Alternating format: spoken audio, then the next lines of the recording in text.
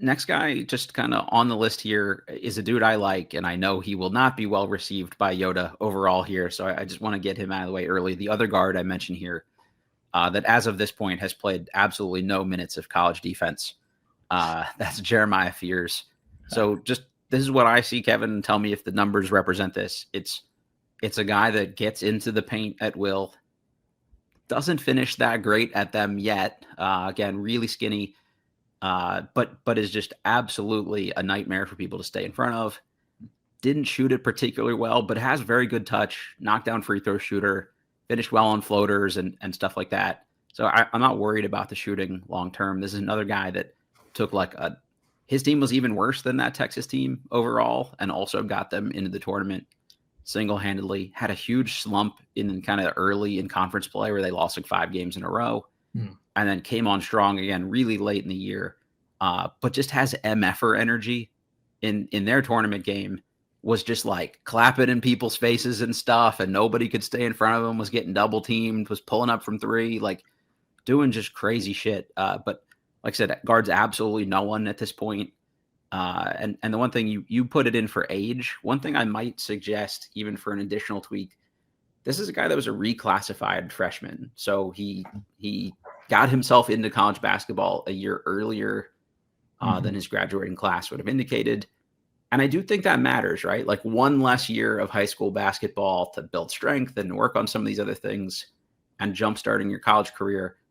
The list of guys that do that at the point guard position and are even just average collegiate players as freshmen is almost non-existent. So I think to me that even inefficient that he got a team into the tournament, I'm crazy high on it just for that reason.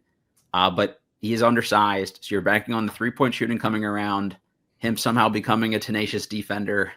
And I don't know, maybe he continues to grow or a little bit and hopefully he bulks up and finishes a little better around the rim. Yeah. So I would say a lot of that does show up.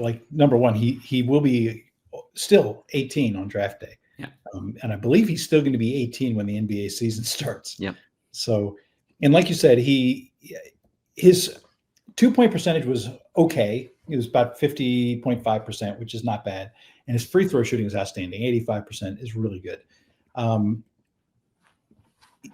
Your comment that he played on a bad team with pretty limited teammates, that I think shows up in 2 ways. One, only 5.5 assists per 40, which is on the low side for a point guard, for a playmaking point guard, and 4.5 turnovers.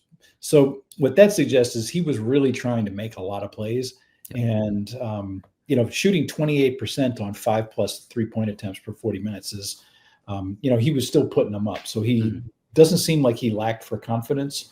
And that is literally you could put that as the tagline on his game. Does not lack for confidence.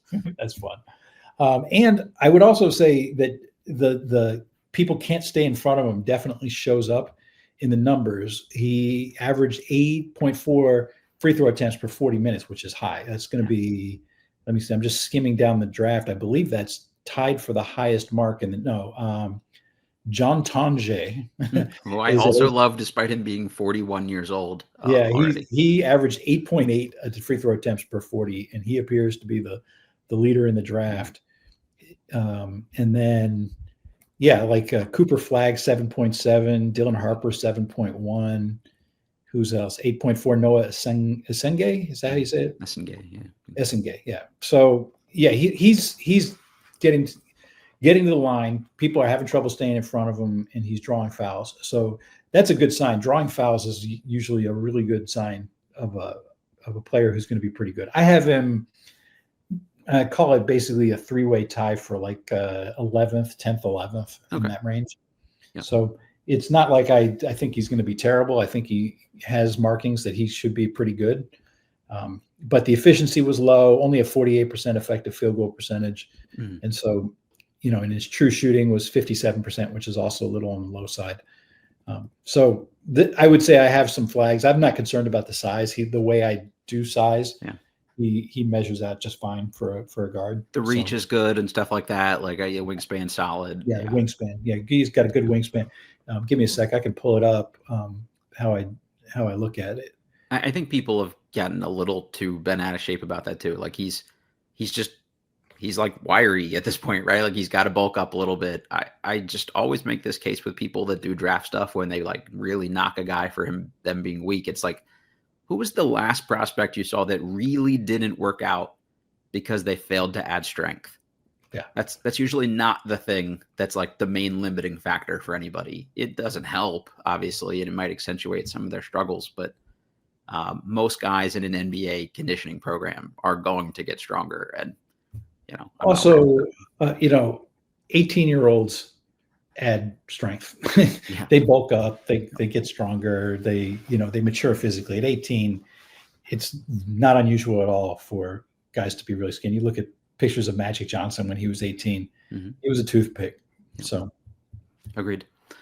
All right, let's keep it rolling here. So it's funny that you said you have him like around 11th, because other than Trey, who would be my favorite of the guys who could potentially end up there at 6, I think realistically, everyone else we're going to talk about, I'd feel so much better about them if we were taking them at like 10 through 14.